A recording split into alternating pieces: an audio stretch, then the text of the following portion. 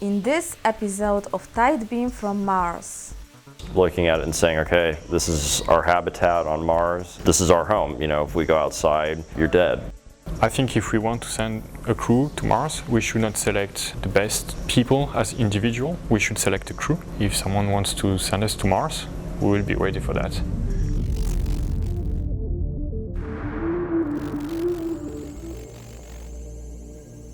Even though Mars is populated by robots, yet it needs the most efficient and versatile tool for the exploration: a human.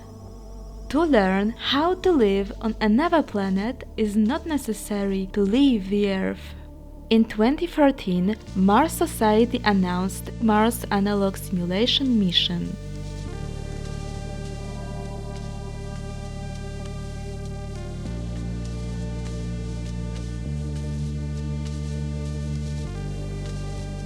I started dreaming about space when I was about 12 years old.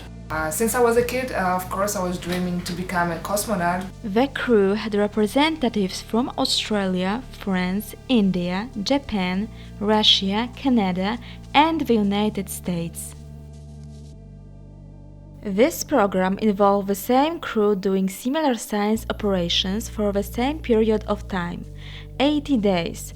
Initially at the Mars Desert Research Station in southern Utah in 2016 and at the Flashline Mars Arctic Research Station in northern Canada in 2017. Those stations simulate what it will be like for the first astronauts to study the red planet, and in today's episode we would like to show you those missions and some interviews with crew members.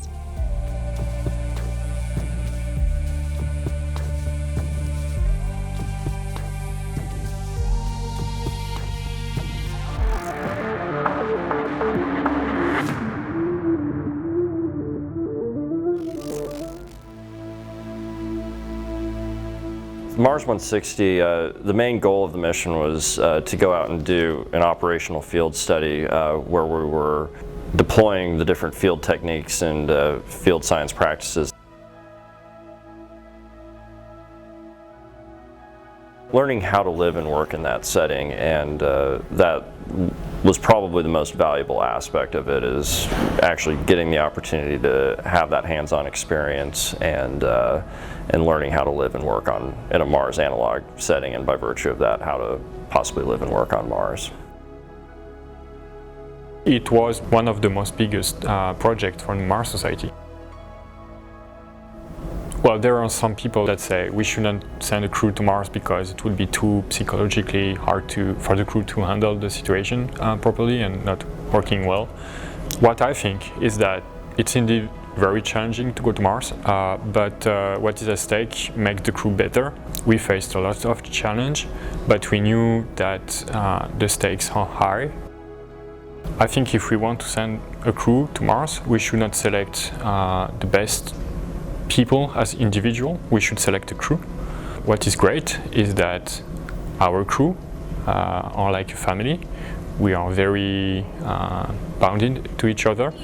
So if someone wants to send us to Mars, we will be ready for that. You feel small. I mean, we were a couple hundred miles away from the next nearest people, so that makes you about as isolated as the astronauts on the space station.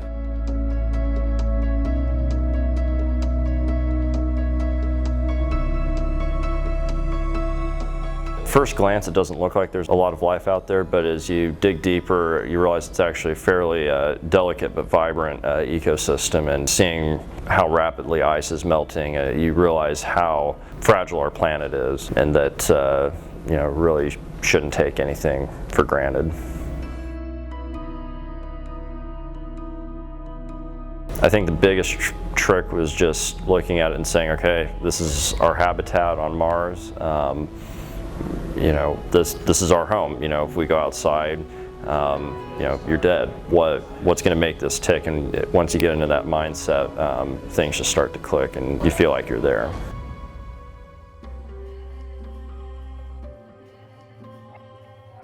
Daily life on Mars is hard. You work from pretty much shortly after you wake up until a few hours before you go to bed. You're a part of such a great adventure that the hard work is worth it.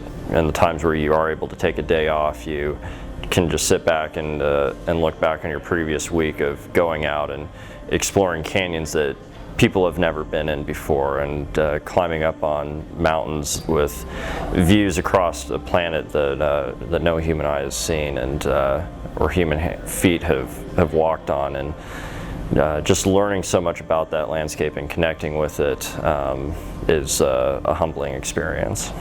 Some of the challenges you would face on Mars, beyond just day-to-day operations of the space station, you have the radiation hazards, having to worry about incoming solar flares and having to seek shelter at a moment's notice, having to go out and harvest the resources that you need to survive, drilling for water.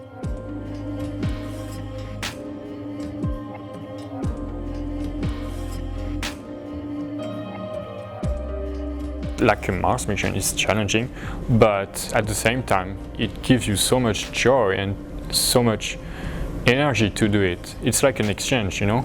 You challenge me, I get the best I can, and in return you give me this energy and this joy to do it. So I'm really proud that we achieved so much during this program.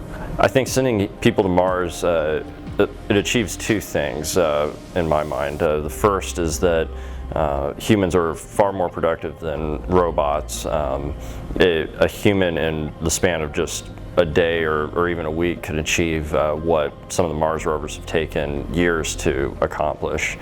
And the other main reason to go to Mars will be to ultimately colonize it and have it serve as a distant outpost for humanity, not just as a backup plan, but as genuinely our next step out into the universe to become a spacefaring species.